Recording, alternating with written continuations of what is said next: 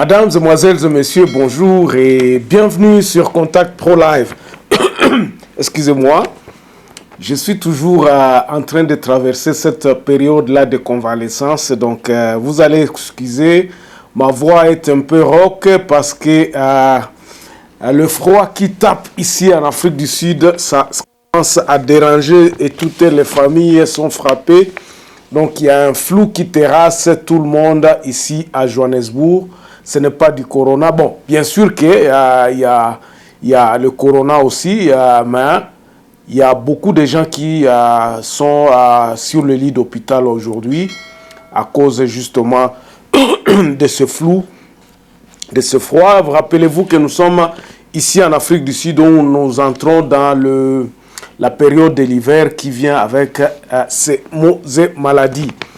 Mesdames, Mesdemoiselles et Messieurs, en tout cas, très heureux encore une fois de plus de me retrouver devant vous pour un nouveau numéro où nous allons parler de quelque chose de très sérieux et nous avons des éléments, bon, pas tellement comme des éléments comme je peux vous dire parce que le détail se fera le samedi lorsque nous faisons l'émission live sur Facebook. Nous allons en parler en détail.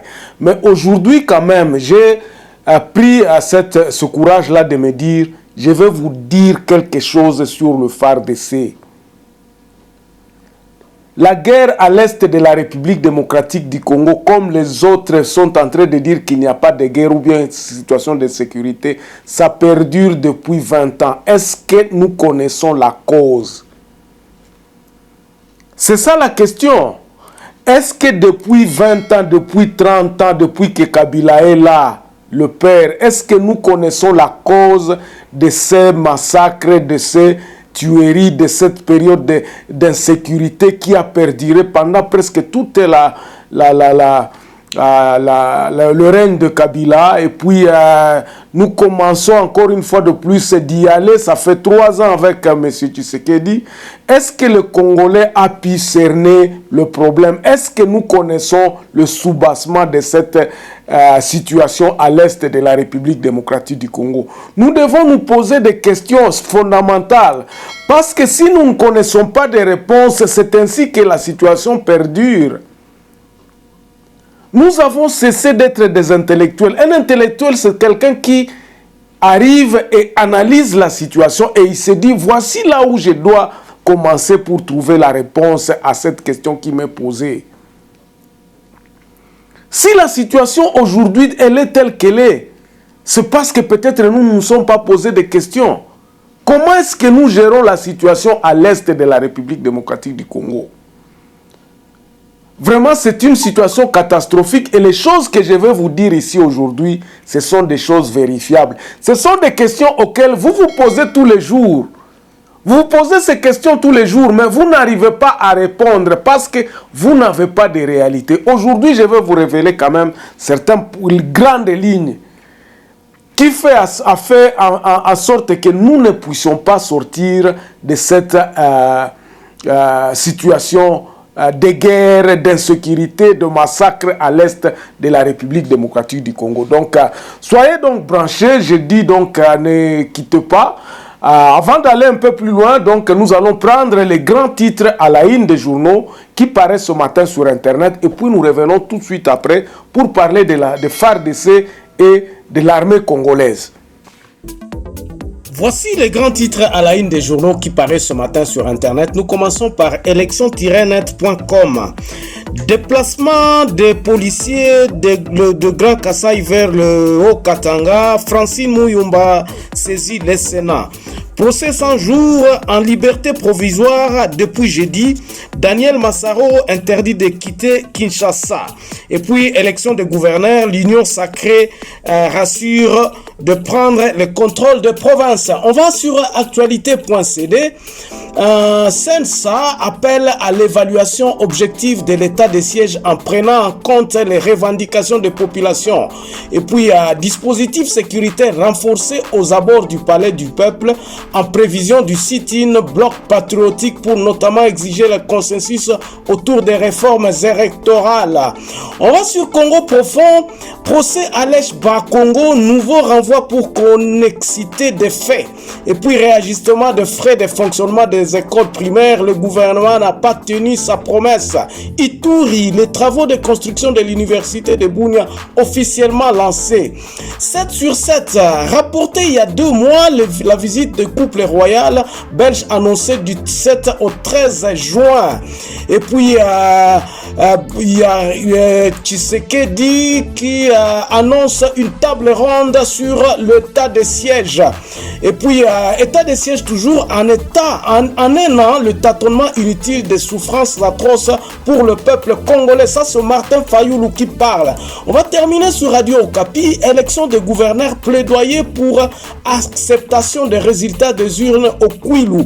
Loi électorale, le G13 pour le quota de 30% de femmes sur la liste électorale. Merci, on se revoit prochainement dans un nouveau numéro. Au revoir. Voilà.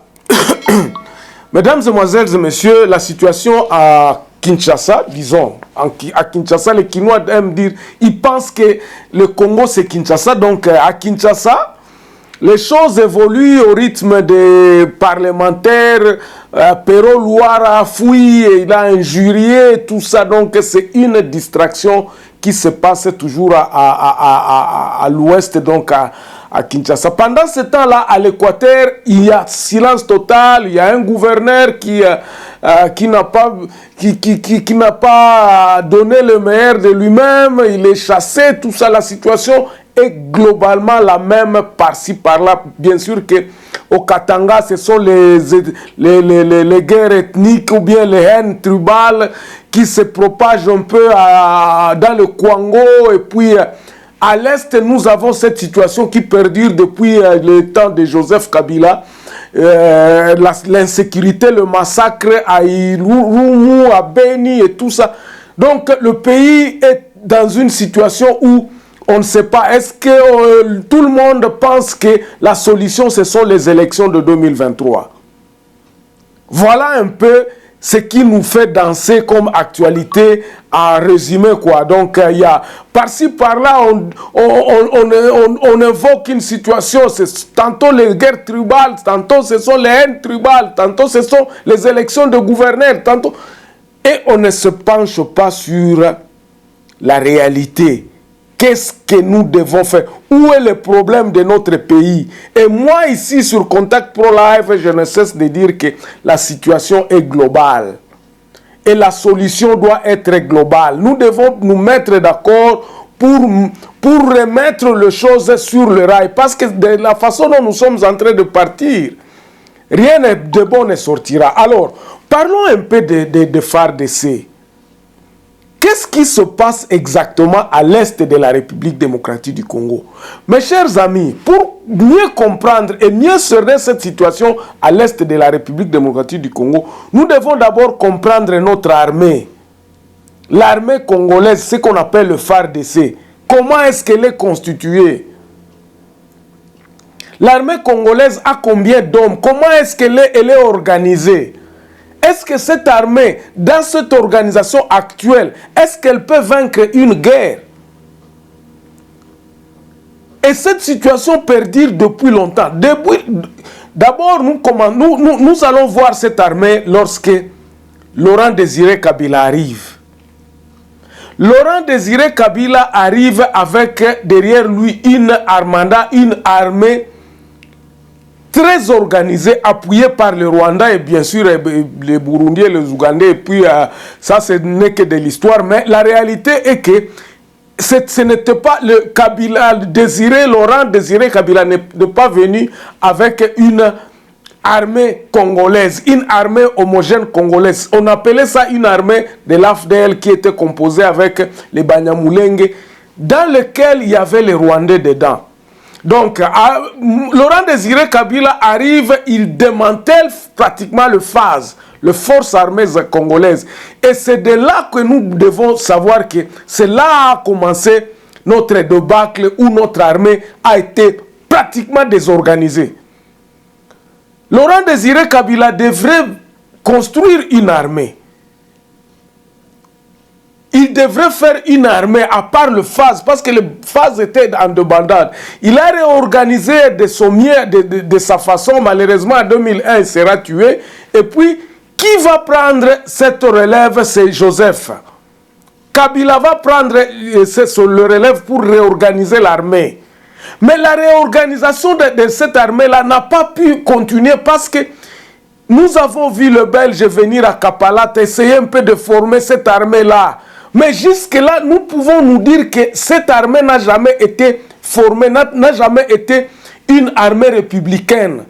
Nous avons eu des problèmes pour monter une armée disciplinée, une armée qui a son solde chaque fin du mois, une armée qui a des cantines, une armée... Jusque-là, nous ne connaissons même pas le nombre des hommes en uniforme, l'armée congolaise. Nous n'avons pas le nombre exact. C'est ainsi qu'il y a beaucoup trop de mafias que même le président Félix avait dénoncé lorsqu'il était à Kisangani en disant que Nakuti armée angweza na ba mafia belé donc eza moi mobulu poto bulonga guerre. Aujourd'hui, comme je vous avais dit la fois passée, qu'il suffit encore une fois de plus d'une armée organisée venir envahir le Congo, ça sera que d'un clin d'œil parce que nous n'avons pas d'armée. Tozana armée té.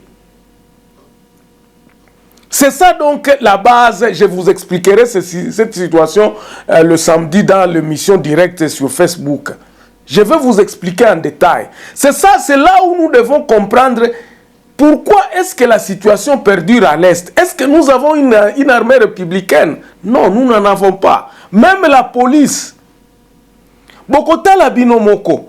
Ata tangu bazako percevoir mbongo ya salaire na bango, eza libaku. C'est une chance. Une fois tous les 3 mois, peut-être.